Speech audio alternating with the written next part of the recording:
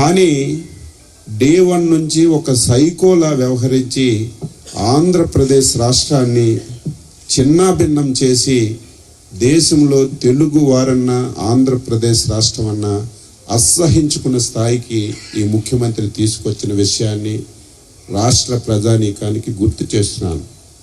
మొత్తం వ్యవస్థలన్నింటినీ నాశనం చేశాడు. రాజకీయ పార్టీల్ని రోడ్డు మీద తిరగకుండా చేశాడు. ప్రజలు స్వేచ్ఛగా వారు పడుతున్నటువంటి ఇబ్బందుల్ని చెప్పుకోలేనటువంటి పరిస్థితి తీసుకొచ్చినటువంటి సంగతి కూడా ఈ రాష్ట్రంలోన ఈ ముఖ్యమంత్రి పరిపాలనలో చూసాం.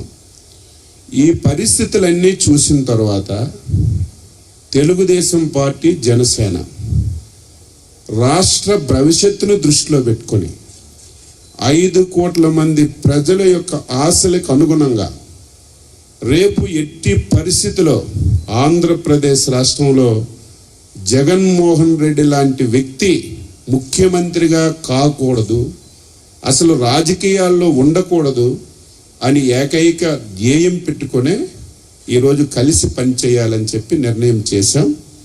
గత 2 సంవత్సరాల నుంచి ఈ రాష్ట్రంలో ఈ ప్రభుత్వం చేసినటువంటి ప్రజా వ్యతిరేక విధానాలపైన, ఈ రాష్ట్రంలో ఉన్నటువంటి హరిజన, గిరిజన, బడుగు, బలహీన వర్గాలపైన ఈ ముఖ్యమంత్రి ప్రభుత్వం చేస్తున్నటువంటి దమన కాండ పైన పోరాటం చేస్తున్నటువంటి విషయం కూడా ఈ రాష్ట్ర ప్రజానీకానికి తెలియజేస్తున్నాను.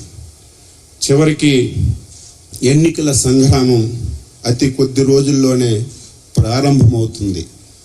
తెలుగుదేశం పార్టీ, జనసేన పొత్తు పెట్టుకున్న తర్వాత ప్రజానీకానికి 2 పార్టీల అధ్యక్షులు కలిసి ఒక సమావేశం పెట్టి ప్రజానీకానికి మెసేజ్ ఇవ్వాలని చెప్పి అనుకున్నాం. కొంత ఆలస్యమైంది, కారణాలన్నీ కూడా తెలుసు.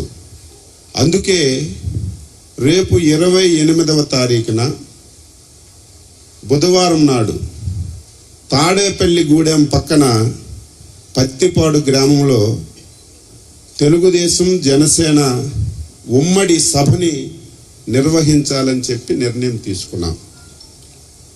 భారీ ఎత్తున, ఇంతవరకు ఆంధ్రప్రదేశ్ చరిత్రలో ఇంతవరకు ఏ సభ జరగని విధంగా సభని జరపాలని చెప్పి నిర్ణయం ఇప్పుడే మీటింగ్లో చేసుకున్నాం. ఈ సభను నిర్వహించడానికి తెలుగుదేశం పార్టీ నుంచి, జనసేన నుంచి 6 కలిసి ఒక కమిటీ వేసుకొని ఆ సభని ఏర్పాట్లు కానీ పర్యవేక్షణ కానీ చేయాలని చెప్పి నిర్ణయం చేశాం. అందుకే ఈ సమావేశం ద్వారా తెలుగుదేశం పార్టీ, జనసేన కుటుంబ సభ్యులకి, ఈ రాష్ట్రంలో ఉన్నటువంటి మేధావి వర్గానికి, ఈ 5 సంవత్సరాలు ఈ దుర్మార్గుడు వల్ల పడినటువంటి ప్రతి ఒక్క బాధితుడికి ఈ సమావేశం ద్వారా ఆహ్వానం పలుకుతున్నాం. రేపు 28వ తారీఖున జరుగుతున్నటువంటి ఈ ఉమ్మడి బహిరంగ సభకి ప్రతి ఒక్కరూ వచ్చి విజయవంతం చేయాలని చెప్పి ఈ సందర్భంగా తెలియజేస్తున్నాను.